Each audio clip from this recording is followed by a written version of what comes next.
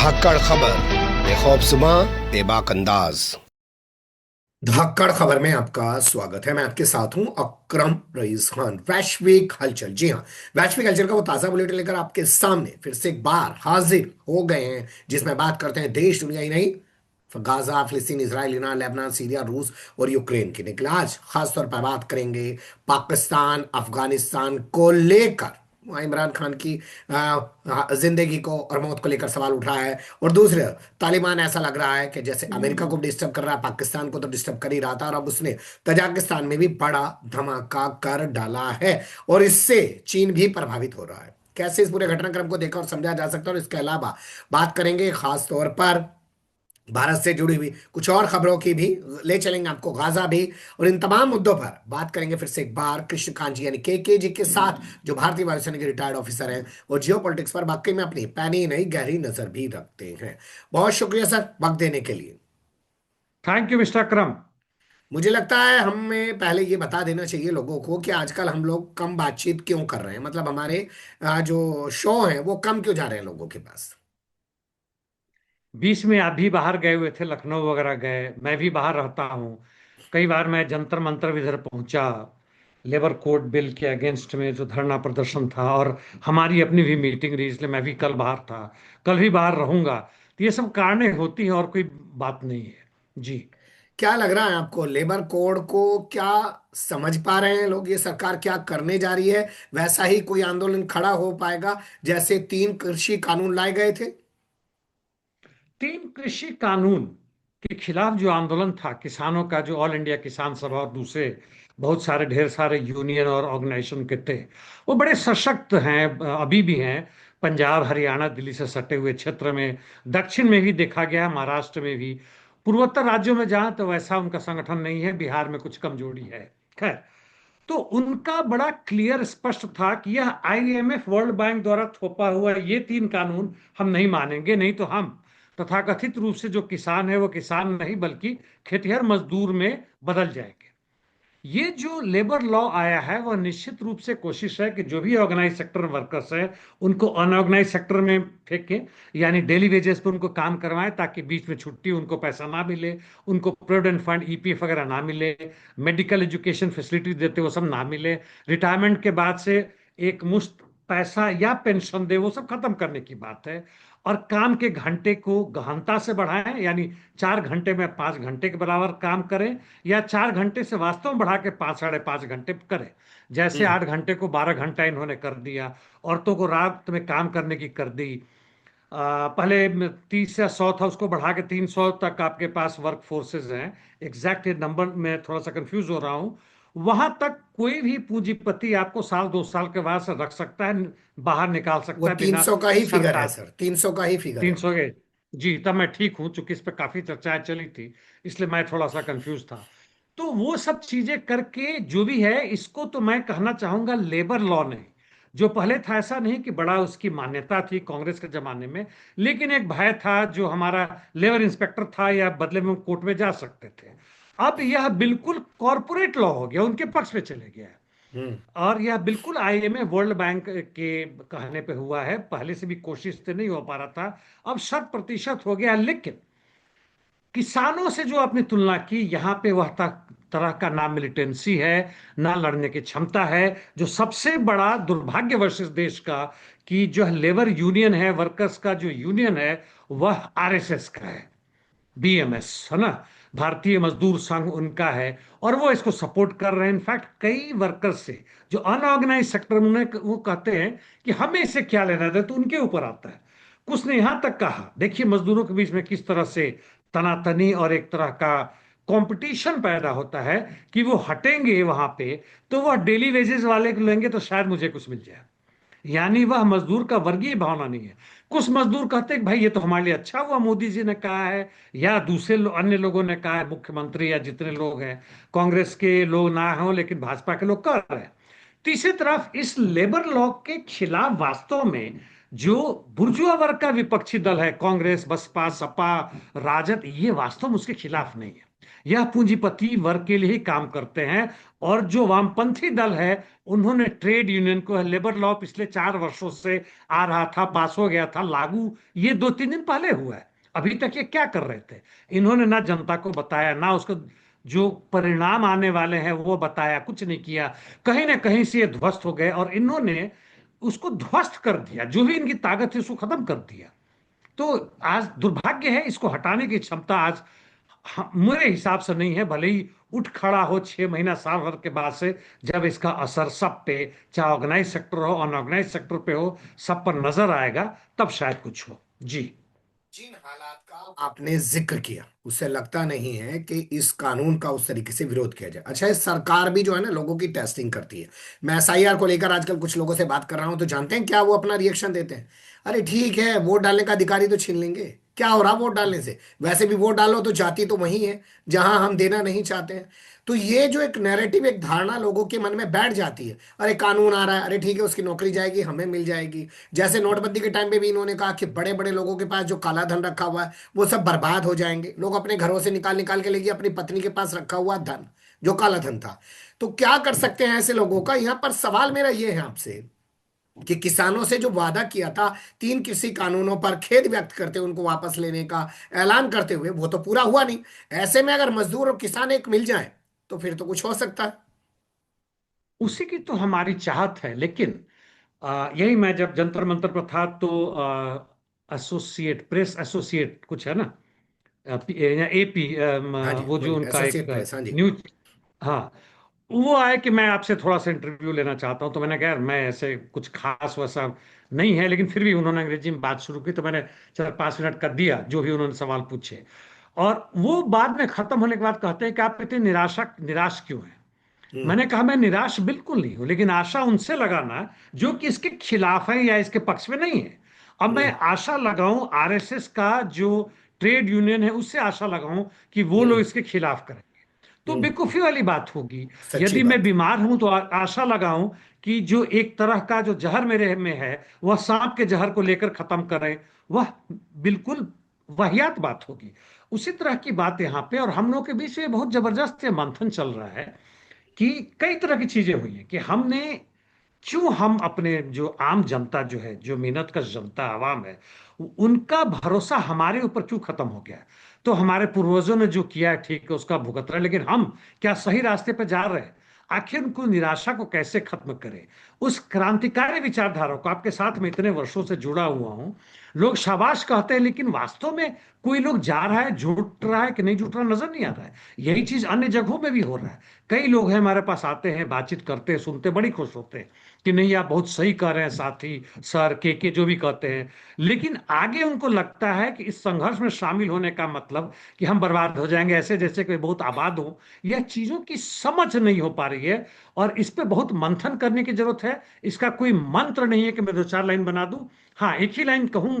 Lenin ने कहा था कि कितनी भी स्थिति दयनीय हो, प्रतिक्रांतिकारी हो, हमें अपनी कार्यवाही जारी रखना चाहिए। फांसीवाद का कितना ही बड़ा शिकंजा हो, केवल हमारे काम करने के रास्ते अलग हो सकते हैं कि हम छुप कर करें, ओपनली करें, सबके साथ मिले, किसके साथ जुड़े ना जुड़े, वगैरह वगैरह। जी।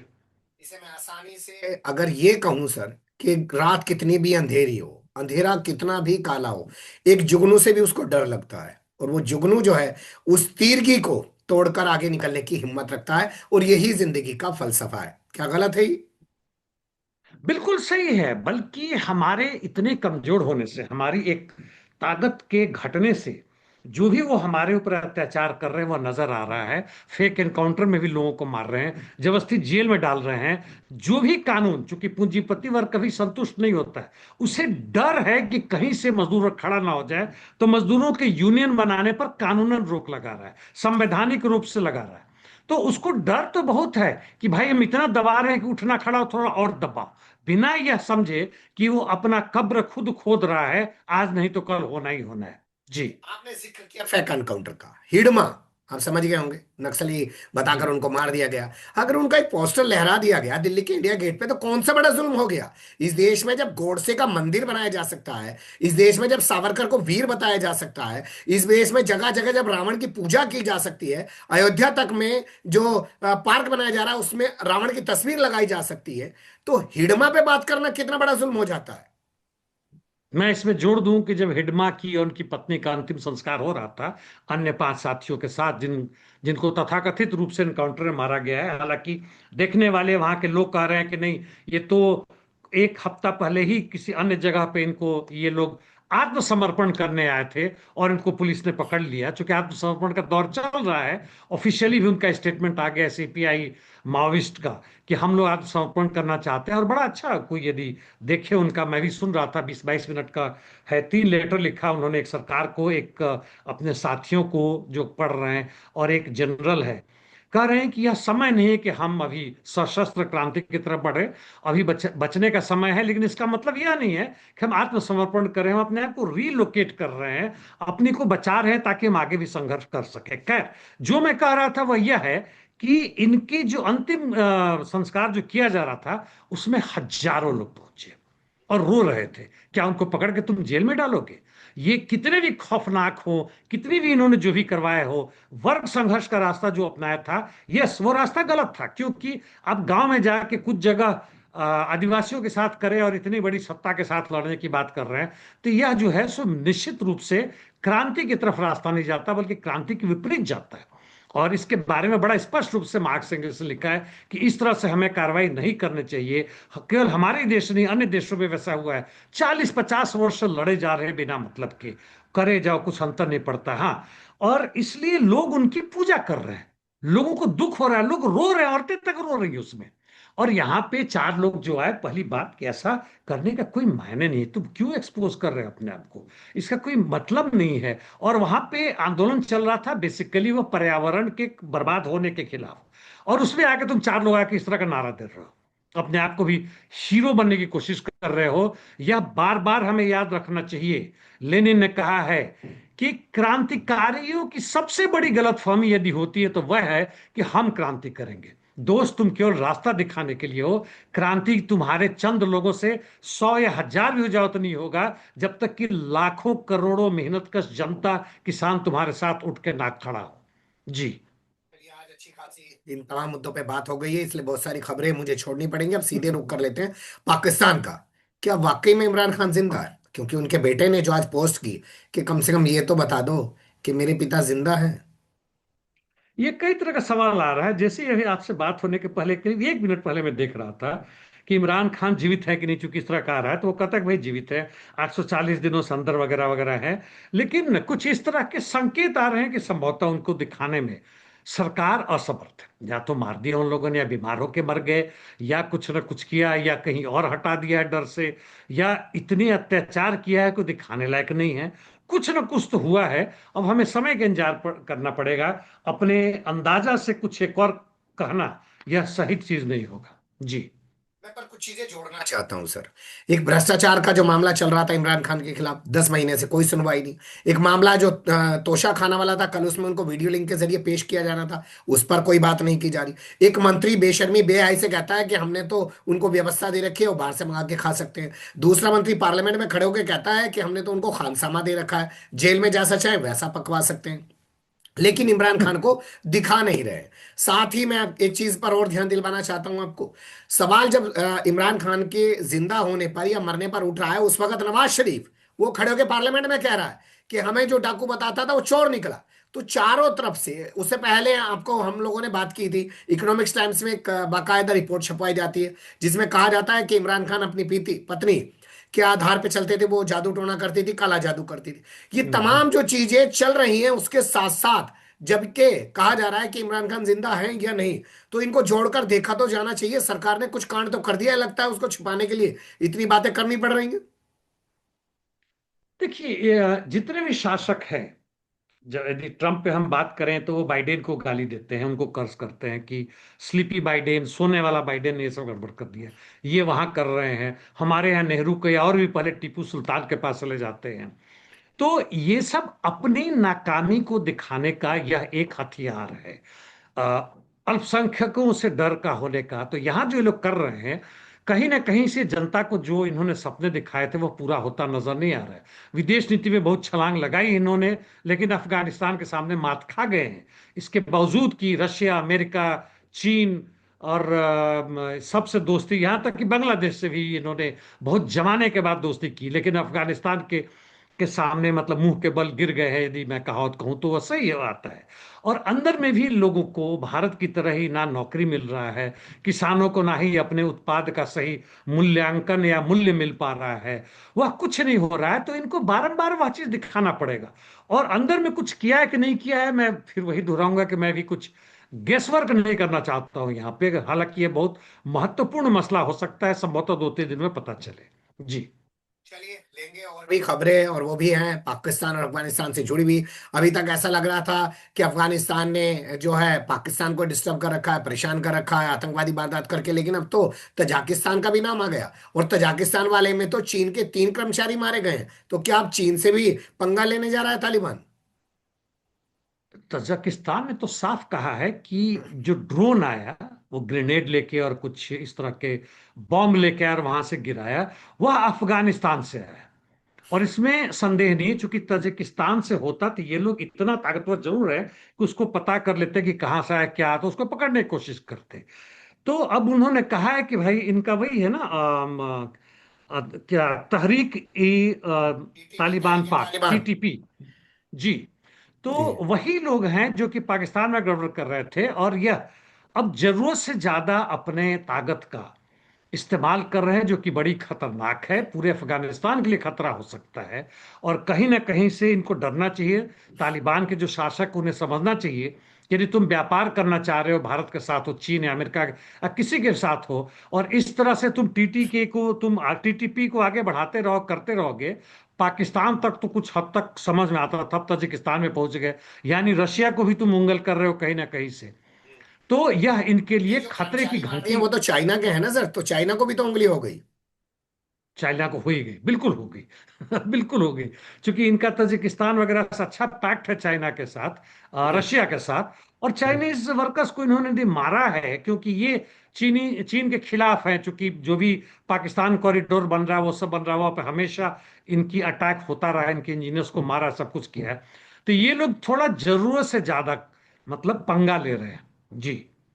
मैं अगर इसको ऐसे कहूं कि जो इस वक्त तालिबान है, तालिबान रेजीम है कहिए, उससे हम्म। अफगानिस्तान के लोग उकता चुके हैं, और टीटीपी चाहती है अब तालिबान को हटा के खुद सत्ता में आना। तो इसलिए वो ऐसे तमाम हरकतें कर रही हैं जिससे तालिबान के खिलाफ एक माहौल पूरी दुनिया में बने, और आसपास के तमाम देश मिलकर तालिबानी सत्ता को उखाड़ दें। क्या अंदर खाने कुछ ऐसी स्थिति अफगानिस्तान में बनती हुई दिख रही है सर?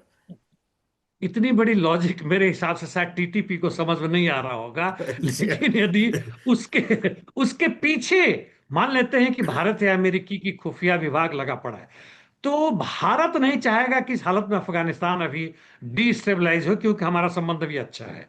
क्या अमेरिका ये कर रहा है, इसकी संभावना बनती है। हो सकता है इसमें ये भी घुसा पड़ा हो, मोसाद भी घुसा पड़ा हो, तब हो सकता है। लेकिन अपने ये जो तर्क हम जो सोच रहे हैं ना, ये इनके बस की चीज मुझे नहीं लगता है कि ये करने में सक्षम है। जी। एक सवाल मैं फिर उठाना चाहूंगा। चाइना पूरे मामले को लेकर पूरी तरह शांत है, चाहे वो पाकिस्तान के साथ तनावपूर्ण स्थिति बनी थी, कतर में बातचीत हो रही थी, तुर्की में बैठ के बातचीत हो रही थी, चाइना बिल्कुल शांत है। वो देख क्या रहा है? चाइना बड़ी जल्द नहीं किसी चीज पे उठता है, बल्कि हमारे वो अरुणाचल प्रदेश की एक महिला को पकड़ लिया, वो आश्चर्यजनक घटना थी मेरे लिए। नहीं तो इन छोटी छोटी घटनाओं को बिल्कुल मतलब वो ध्यान से हटा देता है, नजरअंदाज कर देता है। और क्योंकि उसका लक्ष्य बहुत बड़ा है और इस छोटी मोटी चीजों से नहीं डगमगाता है, इसलिए जो भी कुछ है अंदर अंदर जरूर कर रहा होगा, इसमें संदेह नहीं है। लेकिन ऊपर से इन घटनाओं के लिए वह शोर नहीं मचाएगा। जी। चलिए एक खबर और छपी है ऑक्सफोर्ड यूनिवर्सिटी को लेकर, वहां पे कोई मुबाहिसा होना था, वहां पे कोई बहस होनी थी, कुछ चर्चा रखी गई थी। कह रहे हैं कि भारत और पाकिस्तान के बीच होने वाली थी, लेकिन भारत के लोग वहां पे पहुंचे ही नहीं। क्या सच्चाई इस खबर में? ये बड़ा इंपॉर्टेंट है। मतलब घटना छोटी सी है, लेकिन इंपॉर्टेंट। 27 नवंबर को, मतलब कल ही होने वाला था। और इसमें था हाउस, मतलब जो डिबेट होता है उसको हाउस कहते हैं। तो हाउस बिलीव्स मतलब विश्वास करता है कि India policy towards Pakistan is populist strategy, यानी भारत का जो विदेश नीति है पाकिस्तान की तरफ वो अपनी जनता को खुश करने के लिए है, ना कि वास्तविकता से रिलेटेड है। और इस पे बहस होना था, बातचीत होना था, बारी बारी से लोग देखते बोलते देखा जाता। और इसमें जो महत्वपूर्ण लोग थे, हमारे तरफ से सचिन पायलट थे, हमारे भूतपूर्व आर्मी के चीफ नरावणे थे। मतलब ये बहुत इंपॉर्टेंट लोग थे। एक और कोई थे मुझे नहीं याद आ रहा है। पाकिस्तान की तरफ से वो जो हीरा क्या है वो जो पहले विदेश मंत्री थी, हीरा रबानी। हाँ, बड़ी खूबसूरत सी है। जी हाँ, वो थी। उनका joint chief of army staff और हिना हाई रब्बानी कमिश्नर भी खान, थे। हिना रब्बानी खान सर। जी जी, वो थी। तो ये लोग बड़े नेता मिलके उनका वैसे नाम ऐसी मैंने। महिलाएं जो ऐसी नेता होती हैं, जॉर्जिया मेलोनी, हिना रब्बानी खान, मिलके वैसे ही खुश हो जाते होंगे नेता तो इन लोगों से। और नेता खुश होना हो, हमारे जो पायलट जो फंसे हुए थे वहां पे, जब पिछली बार के उसमें थे, तो उनको वो एस्कॉर्ट करके लाई थी वहां तक, हम्म। बॉर्डर तक। तो हाँ। इसीलिए मेरे दिमाग में उनका नाम था। तो बड़े हाँ। बड़े लोग थे।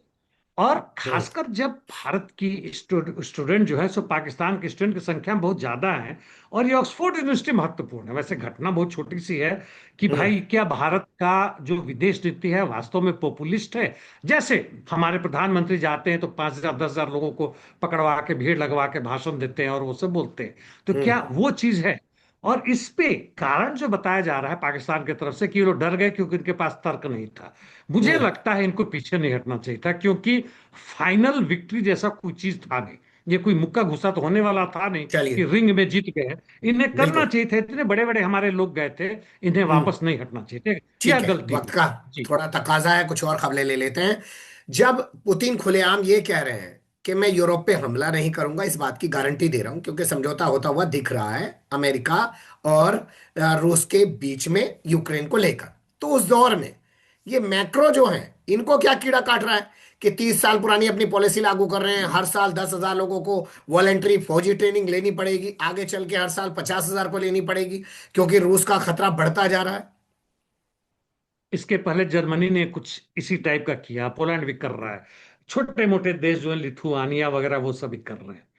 वैसे ही बता दूं, जहां तक कि दोनों के बीच में संधि होने की बात है, वह जेलेंस्की ने खारिज कर दिया है कि कोई भी जमीन जो है यूक्रेन का हम नहीं देंगे जब तक मैं राष्ट्रपति हूं, क्योंकि संविधान बदलना पड़ेगा, वहां के संविधान इसकी इजाजत नहीं देता है। और दूसरे भी जो उनकी इज्जत की बात है, और कहीं जमीन मान लिया उन्होंने, तब उनको उठा के जनता वहां की जेल में डाल देगी, यदि नहीं मारेगी तो भी, या विदेश में कई भाग खड़े होंगे। दूसरी तरफ पुतिन ने साफ कहा है कि डॉनबास, यानी जो डोनेस्क और लुहांस्क और ये जगह है, साथ साथ जापोरिजिया क्षेत्र में जो डॉनबास का पूरा एरिया बनता है, रूसी स्पीकिंग और रूसी सांस्कृतिक के लोग जो है, उस पर जब तक हम कब्जा नहीं करेंगे नहीं रुकने वाले हैं। तो खैर, जहां तक इनकी बात है, यूरोप अब जो है सो छटपटा रहा है, इसलिए नहीं कि वह यूक्रेन के हार से डर रहा है, स्पेशली E3 I4 जिसमें इटली भी शामिल होता है, बल्कि इसलिए कि जो संधि प्रस्ताव है आज नहीं तो कल आने वाला है, उसमें रूस का जो भी एसेट है, मैंने इसकी चर्चा की थी, जो फंसा हुआ है उन्होंने सीज किया हुआ है, उसका हिस्सा का $1 ट्रिलियन उसमें लगेगा, यूरो भी देगा, और उसका 50% मुनाफा अमेरिका ले जाएगा। ये इन्हें हजम नहीं हो रहा है। बड़ा भाई जो है सो गड़बड़ काम कर रहा है।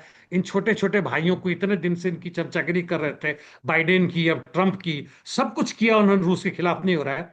इसलिए भड़का रहे हैं, कहीं ड्रोन का वो दिखा के, कभी जहाज आ गए वो दिखा के, कभी ये कह के। पुतिन कहे ना कहीं नहीं मानने वाले। यह तो प्रैक्टिकली संभव नहीं है कि पुतिन जो है पूरा यूक्रेन जीत के फिर यूरोप में घुस जाए। पागल थोड़ी है वो। जी।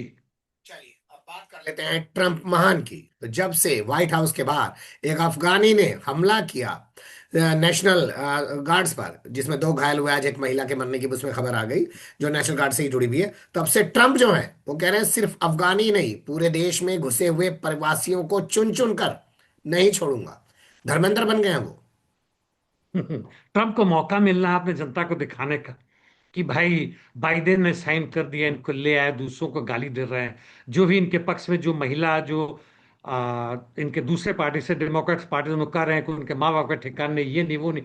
बहुत भद्दे तरह के ये लोग, जो आज के जितने भी दुनिया भर के अधिकांश नेता हैं, हद्दे इस स्तर के हैं, इनको ना बोलने का तमीज है, ना कोई वैज्ञानिक जानकारी है, ना कुछ है, ये बोल रहे हैं। यहां तक कर रहे हैं कि थर्ड वर्ल्ड, और कह रहे हैं कि थर्ड वर्ल्ड, जिससे भारत भी आता है, ये लोग जो है सो ऐसे देश से आ रहे हैं जो कि फेल्ड नेशन है। वह देश जो है सो असफल हो चुका है, यानी वहां नौकरी नहीं मिल रहा है, वहां गुंडे लोग हैं, तस्करी करते हैं, ड्रग्स का व्यापार करते हैं, और ऐसे 5.5 करोड़ लोग तकरीबन है। वो तो खुलेआम झूठ है, पता नहीं 5.5 करोड़ या 4.5 ही करोड़ मान लेते थे, ये कहां से आ जाएंगे। ये हम्म। सब बातें बकवास कर रहे हैं। और यह मौका मिला है तो केवल तालिबान के खिलाफ नहीं, जिसने मारा है वो वास्तव में सीआईए के साथ अफगानिस्तान में काम करने वाला युवक था, 30 वर्ष के आसपास का है। क्यों इसने किया, इसने नहीं पता है, लेकिन जो भी हो, और ये करके उनको मौका मिला है, जिससे करके वह जनता को दिखाना चाह रहे हैं कि इसके कारण तुम्हारे दुर्गति, इसके कारण तुम्हारा खराब स्थिति है। दूसरा वेनेजुएला है, वो सब है। और ये करके जनता को शांत करके खुद को महान बनाने की कोशिश कर रहे हैं। भगवान के बाद से दूसरे तो वही हैं उनके लिए। जी। तो सवाल पर मैं यहाँ पे उठाना चाहता हूँ, और ज्यादा कोई खबरें नहीं लूंगा, वक्त का थोड़ा तकाजा है। एक, तो क्या इससे जो गद्दार टाइप के लोग हैं, जो सीआईए मोसाद के चक्कर में आ जाते हैं, खबरें ये तक हैं कि अलग से कई सारी यूनिट अफगानिस्तान के अंदर बनी हुई थी, जो अफगानिस्तान की जो सेना है उससे उसे कोई लेना नहीं देना नहीं था, सीधे सीआईए को वो रिपोर्ट करती थी और सीआईए की डायरेक्शन को सुनती थी। क्या उनको सबक लेने की जरूरत है? वो सीख लेंगे भाई तुम्हारा क्या हाश होगा। दूसरा सवाल ये है कि जो तमाम एजेंसियां हैं, ऐसी सीआईए और मोसाद, ये क्या सिर्फ पैसे के दम पर लोगों का इस्तेमाल कर पाती हैं, या और भी कोई चीजें होती हैं इनके पास? दूसरे सवाल का और भी चीज ये है कि विचारधारा के रूप से ये लोगों के दिमाग में भरा जाता है शुरू से ही।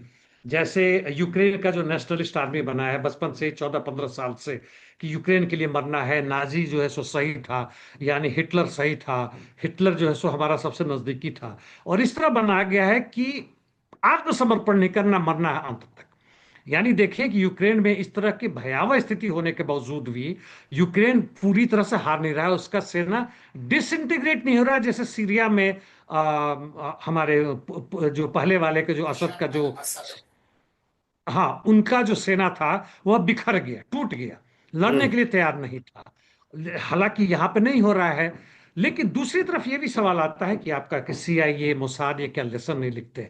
जहां तक सत्ता की बात है, हमारे 2-4 हजार या 2-4 लाख सैनिक मर जाए, उनको जबरदस्ती, चूंकि आप इस देश के नागरिक हैं, जैसे यूक्रेन में जबरदस्ती किया गया।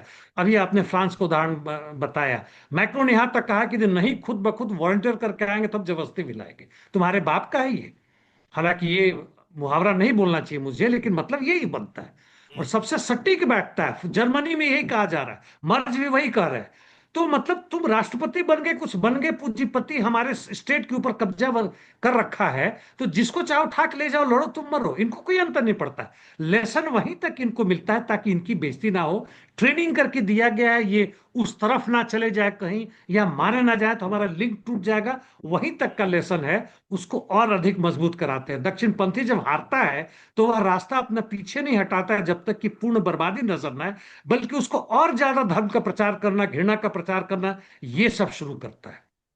जी। सही कहा आपने। और ये दिखा जब अयोध्या में भाजपा हार गई, तो ऐसा लगा कि शायद इनकी जो नफरती राजनीति है वो कम होगी, लेकिन उन्होंने हम्म। लोकसभा चुनाव के बाद 1 साल का ही वक्त गुजरा है, 1.5 साल का, किस तरीके से अपनी उस नफरत की राजनीति को और धार दी, और किस तरीके से हरियाणा, बिहार और महाराष्ट्र पर कब्जा किया, ये सारी दुनिया के सामने दिख रहा है। दक्षिणपंथी रुकता नहीं है। बहुत शुक्रिया, फिर आपके साथ किसी और मुद्दे पे जुड़ने की कोशिश करेंगे। अभी के लिए इतना ही। धन्यवाद sir. Thank you mister Akram.